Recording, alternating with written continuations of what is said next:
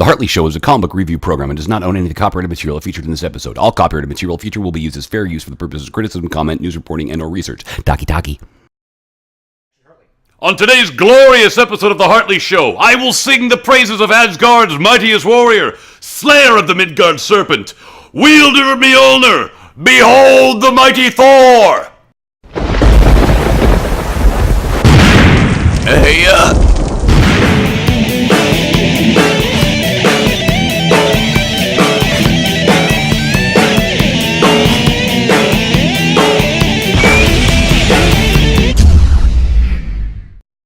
Thor historically dates back to Norse mythology, Germanic mythology, and paganism. Most people consider Thor to have direct ties to merely Norse mythology, but his influence was much wider than that. And as such, he was known under a variety of different names, probably over 12 or so, most notably Donar, Thunar, and Hartley, and a host of other names that I can't even begin to pronunciate.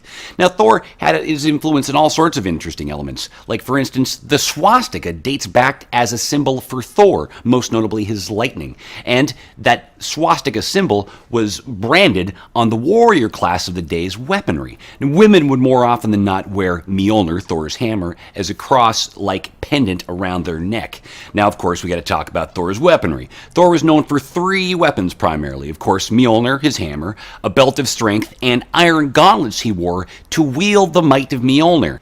Mjolnir, Thor's primary weapon, had a shortened handle on it, and its handle was shortened because Loki interfered with its forging. Now, classically, a warhammer had a longer handle, so you could take out opponents at a distance, maybe smash up their shield and things to that effect.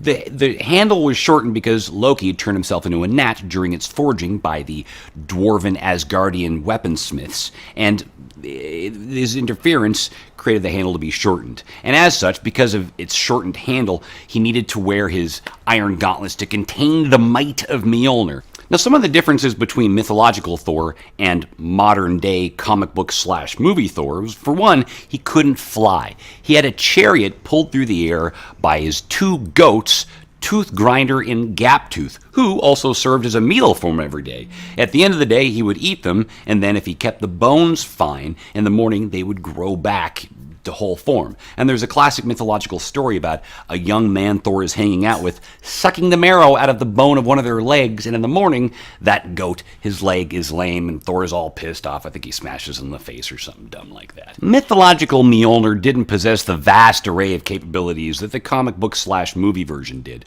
Really, it was just used for bashing things, and it could help grow crops. Thor was a very popular god back in the day when he was worshipped, and that was largely because he was humanity's champion, and as such, he didn't require human sacrifice like his father Odin did. And Thor's influence is felt right through to today, once a week, every week, on Thursday, which in Old English was just simply Thor's Day.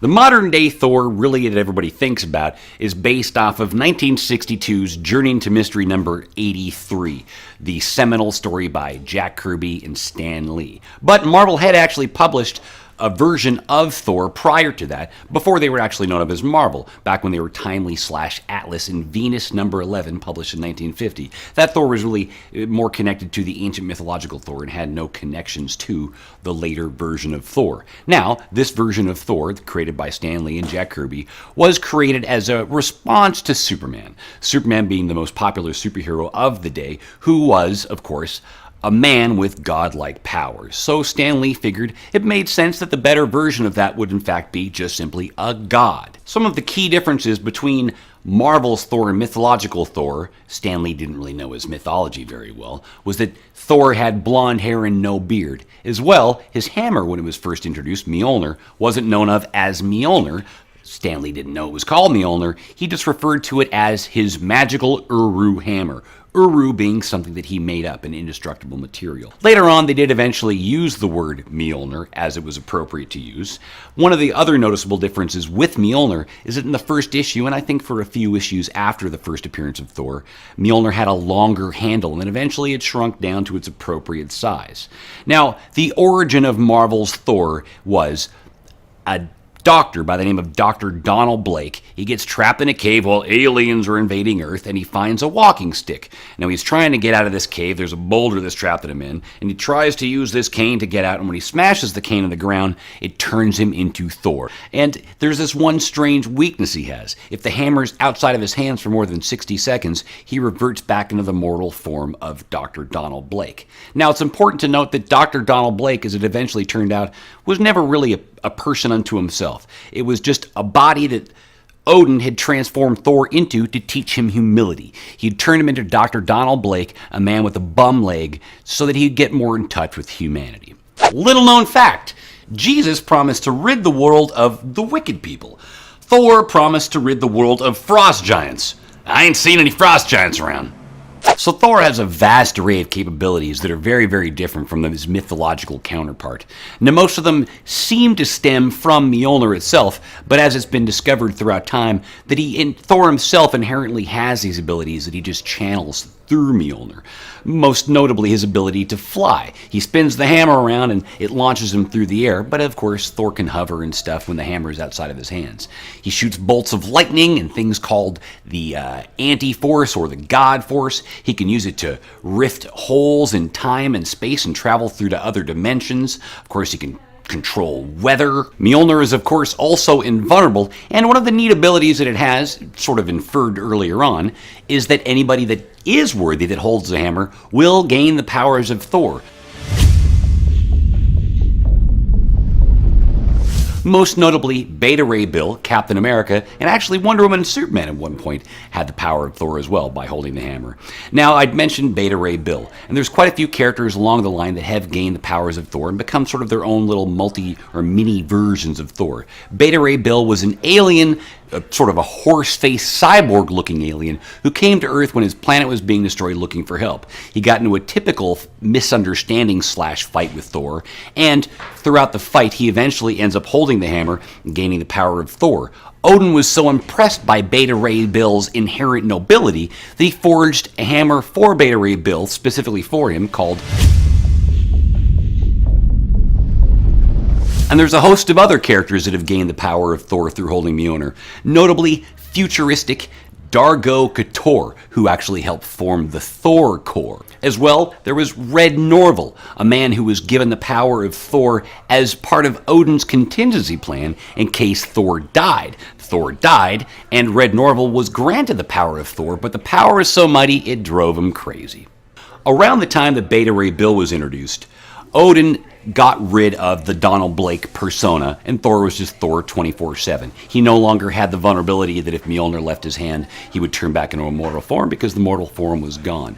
But they did bring back that concept of a mortal form for Thor 2 more times. At one point, he shared his body and his powers with a mortal by the name of Eric Masterson, who went on to become Thunderstrike. He was given a mace, I can't think of the name off the top of the head, that granted him sort of lesser Thor-like abilities. As well, after a certain point, Thor was also merged with an EMT by the name of Jake Olsen, who I believe went on to die or some crap like that, through a long, drawn-out storyline called The Reigning.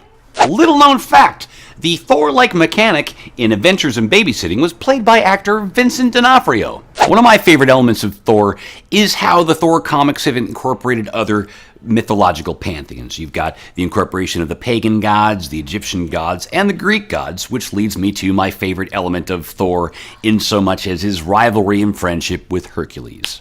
Hercules actually at one point even replaced Thor when he had left the Avengers. Hercules! Hercules! Herc, Herc! Now, of course, Marvel's version of Thor is the most popular version, and Marvel themselves have had another version of Thor in Ultimates. The Ultimate version of Thor was initially considered a nut job with powers and an environmentalist who was sort of at odds against the Ultimates. It was eventually revealed that he was in fact a god, and he lost all of his powers, which were then replaced by technology from Tony Stark, which simulated all of his original abilities. Other comic companies have had versions of Thor out there. There's not a lot of them. DC had actually published probably the first version of Thor in a Sandman comic that just turned out to be a nut job with some technological hammer thing. And then later on, through Jack Kirby's New Gods, they gave us a Thor that was really tied to the original Thor and quite faithful. Over in other independent comics, one of my favorite versions of Thor was Bill Willingham, the creator of Fables.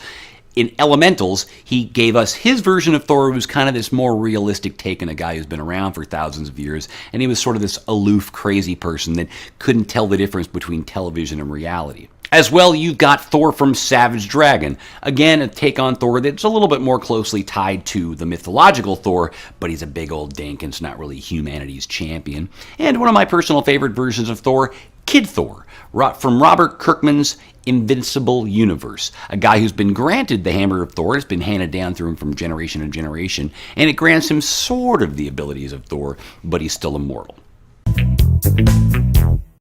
With the release of Thor the Dark World, Thor's second movie, it's important to note Thor's appearances in other mediums, most notably television. Thor's first live appearance was in The Return of the Incredible Hulk, of course the Lou Ferrigno version of the Incredible Hulk, and this was intended as a pilot or a springboard for a Thor pilot show, and thank God it didn't happen because that version of Thor was atrocious. Of course, Thor's main appearances were in cartoons. You have Thor, Son of Asgard, Ultimate Avengers, Earth's Mightiest Heroes, and the current ball-sucking cartoon, Avengers Assemble. So there you have it, Thor, the God of Thunder. A giant shout out to Chris Franco for his cool Mjolnir swag. A big thanks to Taz for letting us film here as always, and thanks for watching. See you next time.